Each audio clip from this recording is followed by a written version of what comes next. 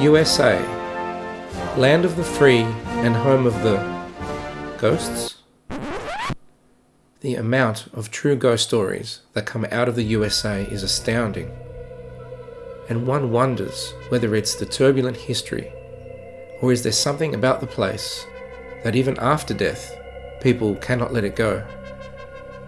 Or are there more sinister entities lurking in the shadows, messing with the average person and just watching?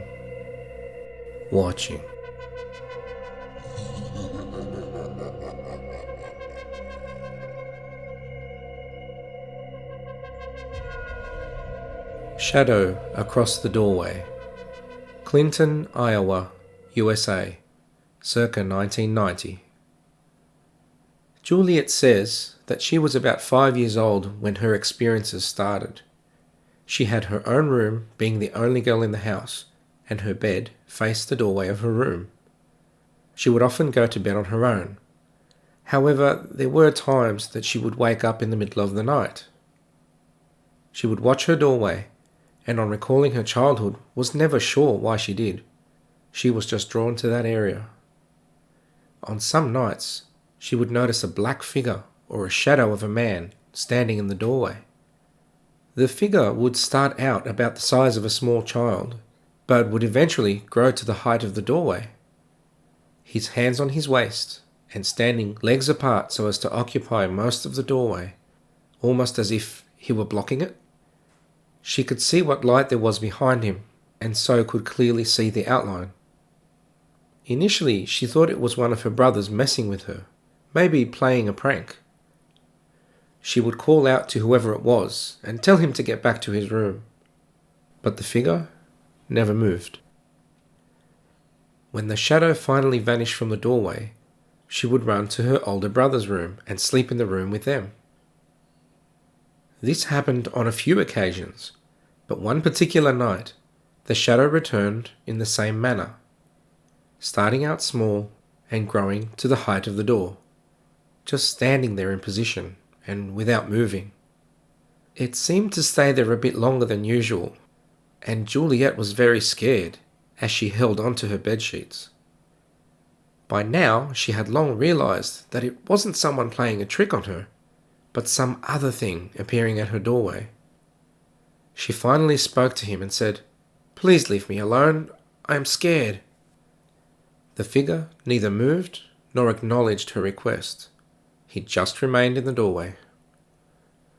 By now, Juliet desperately needed to go to the bathroom. She held on as long as she could, but the figure, for some reason, just wasn't going away. She begged the dark shadow man again to go away. Again, it didn't acknowledge her or move. Thinking back on it now, she reflected on the absurdity of a 5-year-old girl having to negotiate with this scary thing standing in her doorway. She told him that she needed to go to the bathroom, and that she needed to get by him. Juliet, facing the dark figure, took a deep breath, and as she held her breath, got out of bed and headed directly towards the shadow figure in the doorway. Still holding her breath, she ran under his legs and out of the room to get to the toilet without looking back at him. She went and did her business and headed back upstairs to her room, certain he would be gone by that time. On returning to her room, the dark shadow person remained in her doorway. She remembers standing flat against the wall in the hallway, working her way back to her bed, slowly and quietly. She was not even sure why she didn't go to her parents' room or to one of her brother's rooms. She thinks that it was likely because she had previously been told to stay in her own room after sneaking into their room so many times. Juliet just stood in the hallway for a long time, waiting, scared and heart thumping, knowing she had to get back to her own bed. Finally, she took another deep breath and just shot underneath his legs again directly to her bed. She jumped into her bed, covered her head with the blankets, and lay there, hoping to God that there would be no repercussions from the shadow man. For a long time, she stayed that way under her sheets, and when she eventually peeked out from under the blankets, he was gone. Juliet could not recall if she saw the Shadow Man again, but very shortly after this event, it just so happened that the family moved to another house. A few years later, while at the end of primary school, Juliet made a friend. On talking to her, she discovered that the school friend lived at her family's old home, and interestingly, her friend had the same bedroom that she had previously had. She told her friend about her experiences in that room when she had lived there, and wondered if her friend had seen anything similar. Her friend told her that she hadn't seen anything like Juliet had seen, but did say that she could very often hear something in the storage room at night. The storage room was directly next to her room. Juliet suggested that maybe it was a mouse, as the house was located near a pasture. Her friend agreed that it could possibly be a mouse, but that if it was a mouse, it would be a huge mouse. She explained that she could hear things moving around in the storage room and often hear some heavy footsteps on the other side of her bedroom wall, as if someone were walking around in there. The mystery of what was going on in that house has never been solved, but clearly there is something there.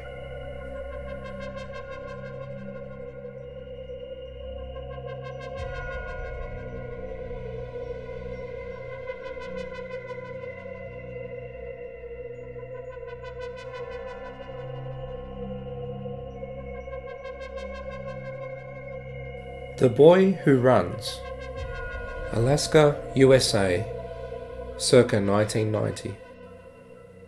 Victor lived with his family in Wyoming, USA, until he was about 11 years old. Their household at the time very much relied on his father's income, and his father then received a lucrative job offer up in Alaska. His father accepted the job, and the family moved to Alaska about 6 months later. Victor's parents rented out a house since they hadn't quite found a house they wanted to buy, but buying a place was definitely the plan. Victor's grandfather and an adult cousin helped the family with the move. They arrived at the rental house and set up some air mattresses as a temporary measure until the rest of the furniture arrived. About 2 days after getting to Alaska, his grandfather flew back to Wyoming, but his cousin stayed another 3 days or so. Victor's cousin stayed in the room with him. The first night at this place, though, Victor was not comfortable. Something seemed off about this place, and that soon developed into him having a bad feeling about the house. He feared that once his cousin flew back, that he was going to be scared of his room during the night.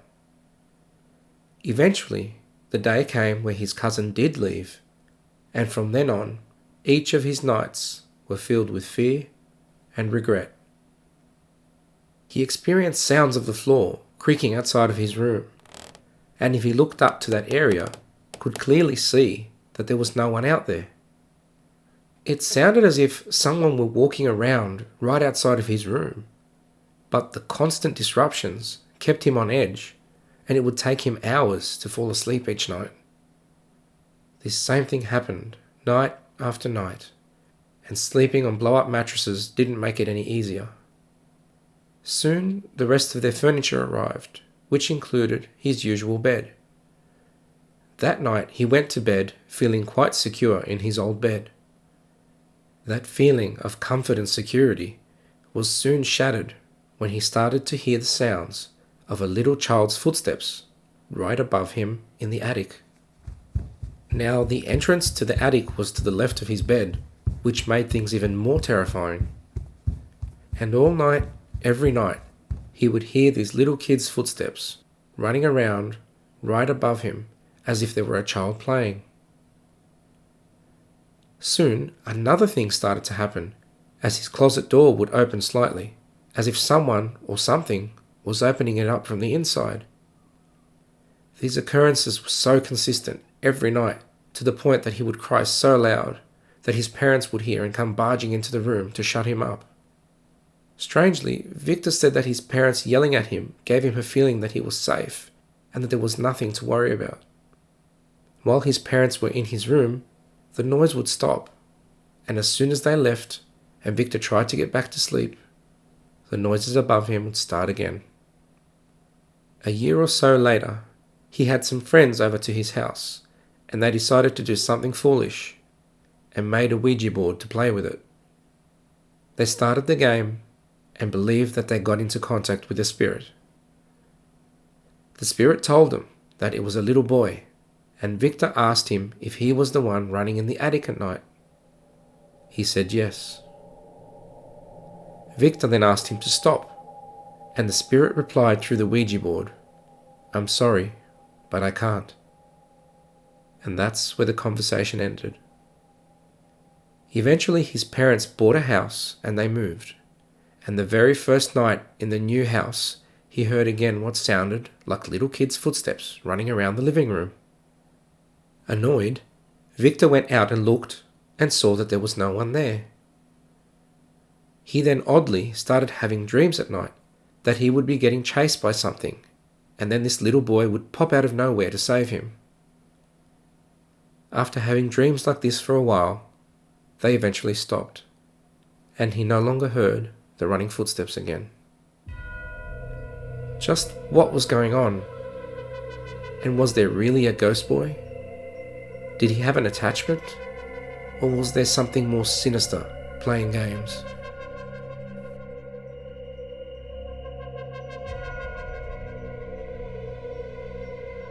Hi guys, we need your stories. This show is made up of the real-life experiences that have been shared with me over the years.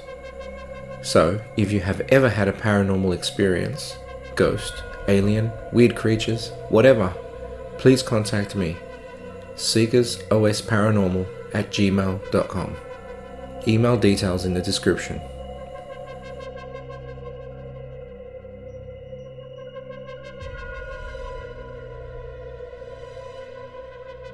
Player 3. Houston, Texas, USA, circa 1994. When Amin's daughters were very young, about 2.5 and 1.5 years old, they all lived with Amin's parents in Houston for a time, in a house that had just been bought. Amin had conducted some amateur paranormal investigations with his friends at different places, just for the fun of it. And, on one of those investigations, late at night, he and his friend encountered several cold spots. One of the cold spots they found only came to be about 90 centimeters or 3 feet tall.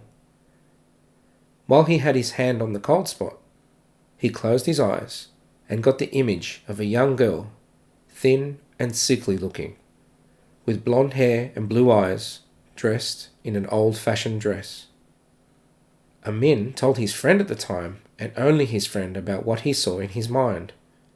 He was actually shocked that he'd had this experience, and tried to make sense of it. About a month and a half later, he was at home, and the girls were running around the house playing. They looked like they were chasing each other, until he noticed that they were both looking over their shoulders, almost as if there was someone else chasing them.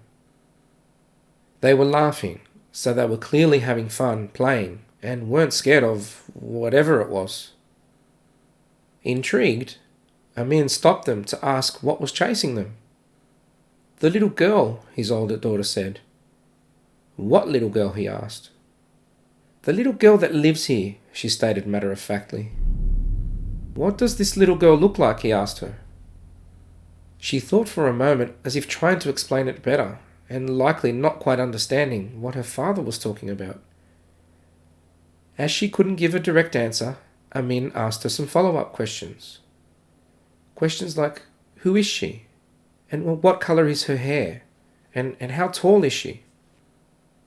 Eventually, the description his daughter gave was the exact image he had gotten in his head at the previous paranormal investigation.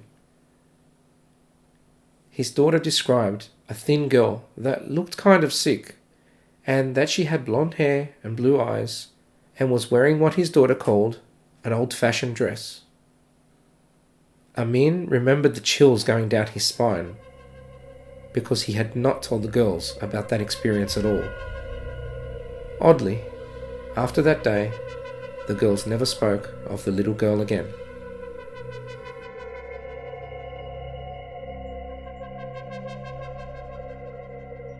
If you'd like to submit your own chilling true tale, so that your story might be featured in one of these episodes, contact me through our website at www.chillingtruetales.com or on email on seekersosparanormal@gmail.com. Email details are in the description. Thanks again for joining me. Until next time.